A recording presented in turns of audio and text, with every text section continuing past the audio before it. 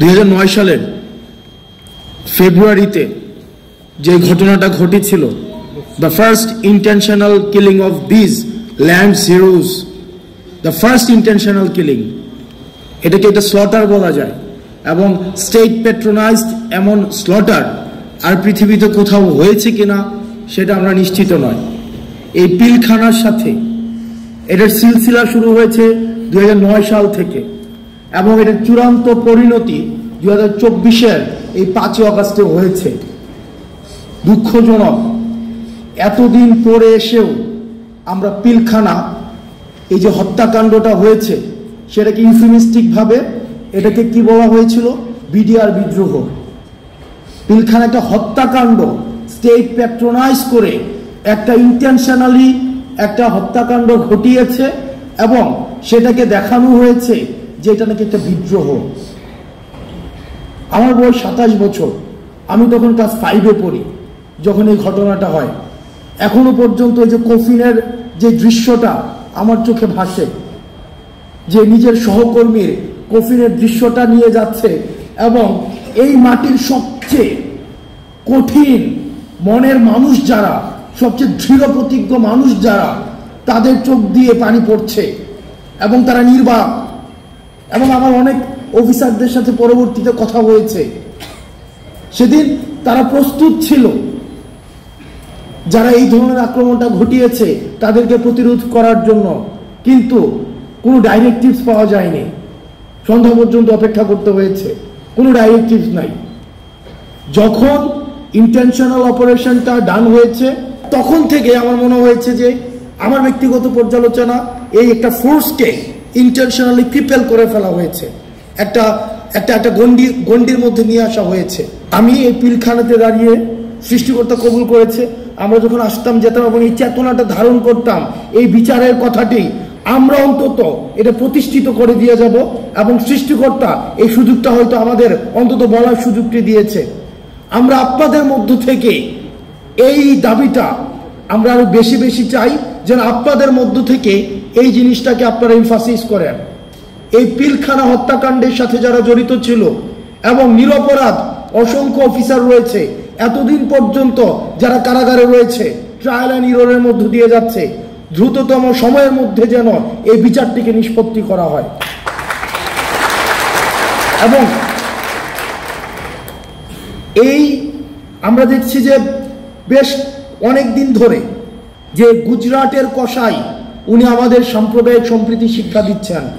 ভারতে বসে আমরা আপনাদের কাছে একটা জিনিস জানতে চাই, যেই 626 জন ক্যান্টনমেন্টে বন্দী ছিল তাদেরকে কিভাবে ভারতে পালিয়ে যেতে সহায়তা করা হয়েছে এবং তাদের পিছনে কারা রয়েছে আপনারা নিজেরাই দেখেন। আমরা এই বিষয়গুলো জানি।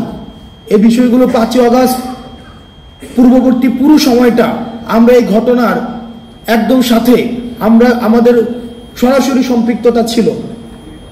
মিড রেঞ্জের যে অফিসারগুলো ছিল এবং সৈনিকরা ছিল, কোর্ট মার্শালকে সামনে রেখে জেনারেলের বিরুদ্ধে গিয়ে তারা ছাত্র জনতার পক্ষে রাস্তায় নেমে এসেছিল। আমরা তাদের প্রতি আমাদের দায়বদ্ধতা অনুভব করি। ইউনিফর্ম পরা যে অফিসাররা রয়েছে, যে সৈনিকরা রয়েছে, আমরা আপনাদের প্রতি দায়বদ্ধতা অনুভব করি।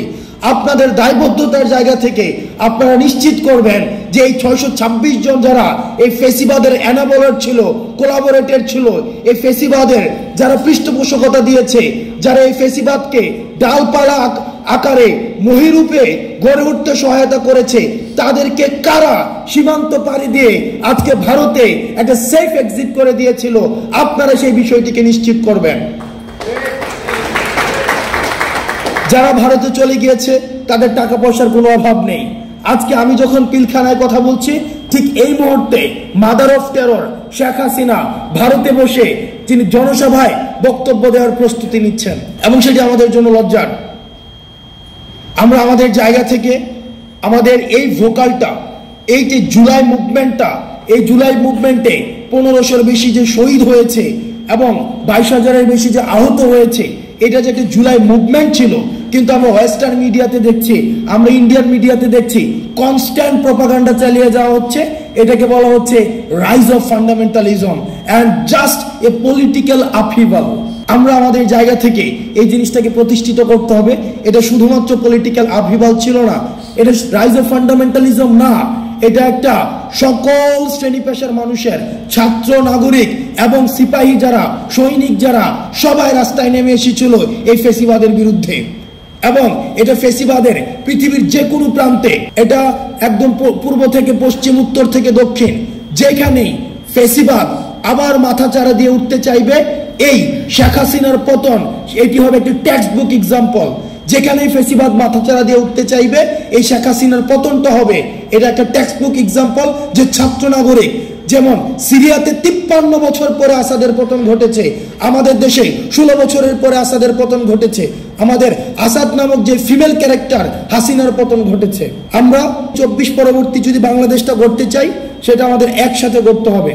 সেই জায়গায় আমরা দেখেছি যে সাম্প্রদায়িক উস্কানি বিভিন্ন সময় দেওয়া হচ্ছে, সেই জায়গাতে আমাদের বিজেপির সেখানে তাৎপর্যপূর্ণ ভূমিকা আমরা দেখতে পাচ্ছি। আমরা আমাদের পরবর্তী 24 পরবর্তী যে বাংলাদেশটা রয়েছে সেটি গড়ার জন্য আমরা সবাইকে একসাথে নিয়ে আমরা কাজ করতে চাই।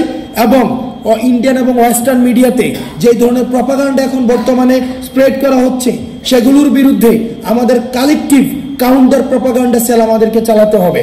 এবং আমরা আমাদের ফেসিবাদ আর কোন রূপে আমরা ফিরতে দিব না, এটা কোন নামে আমরা ফিরতে দিব না। যেই ফেসিবাদ হয়ে উঠতে চাইবে তাদের বিরুদ্ধে আমাদের লড়াই এবং আমাদের সংগ্রাম অব্যাহত থাকবে। আপনারা ভালো থাকবেন, সুস্থ থাকবেন। আপনাদের সাথে সব সময় দেখা হবে রাজপথে, কখনোই আপোষে নয়, সংগ্রামে। সালামু আলাইকুম।